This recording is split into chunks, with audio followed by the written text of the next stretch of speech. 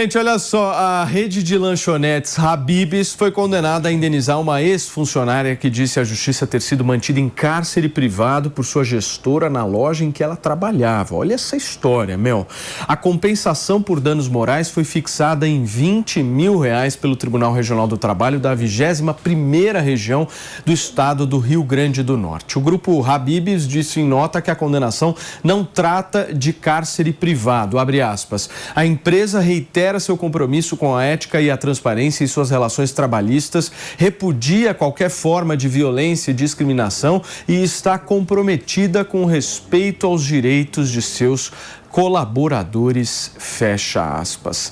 Que história, hein, meus amigos? E aí? História estranha, bizarra, porém, a funcionária do Habib's disse que foi denunciá-la uma irregularidade na loja onde trabalhava, acabou ficando sem poder sair de uma sala, sendo ofendida constantemente pela sua superiora, reclamou isso judicialmente, obviamente, teve um laudo aí do INSS favorável a ela, de que ela sofreu aí realmente alguns abusos. Na primeira instância trabalhista, ela recebeu uma indenização menor e agora, na instância regional, na segunda instância trabalhista, ela acabou aumentando um pouco o reconhecimento desse dano psicológico que ela teve com esse cárcere privado que o Habib's nega, obviamente, né? Mas que parece ficar muito claro quando a gente presta um pouco mais de atenção em toda a narrativa da história. O Pepe, como é que você vê o trabalho escravo hoje no Brasil?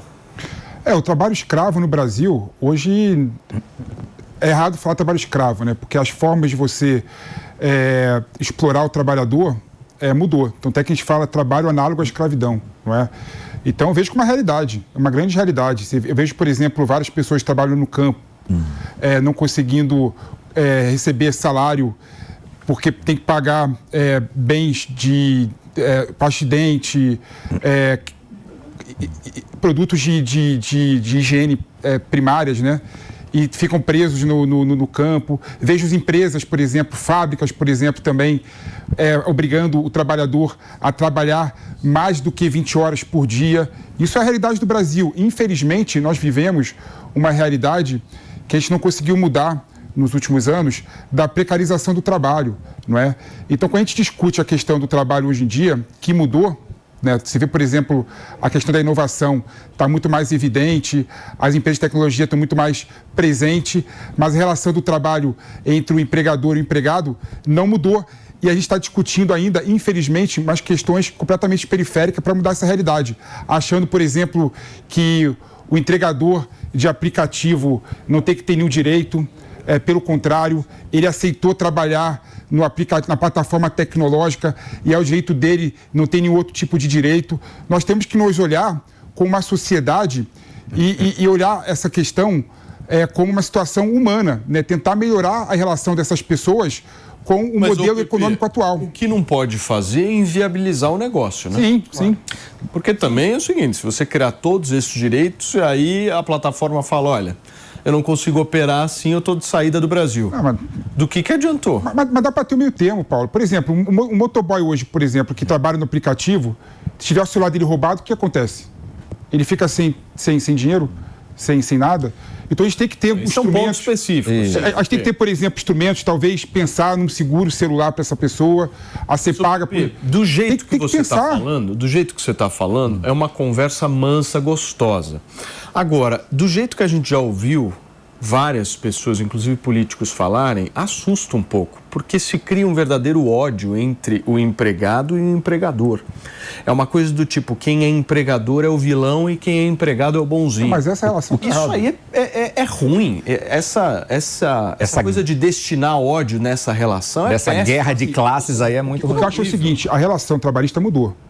Não dá para a gente pensar como a esquerda tradicional na CLT, que foi aprovada na década de 50. Não mudou, a relação de trabalho mudou, o trabalho mudou, né? Uma outra realidade nós vivemos, mas temos que pensar uma nova estrutura para proteger esses trabalhadores que estão vivendo precarizado, seja por meio do modelo novo de negócio, seja por meio de empregador que não respeita o mínimo de dignidade do empregado. Daí existem muito. Esse caso é um típico exemplo disso. Eu acho que um desafio muito forte também, em cima do que o PP está falando, que eu concordo parcialmente com ele, é óbvio que a gente tem que... São problemas complexos, exigem decisões e análises mais complexas, e eu acho que uma parte muito significativa do parlamento brasileiro que deve fazer essas discussões, a gente está falando de um ponto aqui, mas já falamos muito sobre inteligência artificial, a gente viu que o Rodrigo Pacheco falou que em 2024 deve pautar alguma coisa assim, que é um tema novo, as big techs, toda essa lógica das redes sociais, é um novo universo que eu acho que a gente tem uma dificuldade com um parlamento que tem, em sua maioria, uma cabeça mais antiga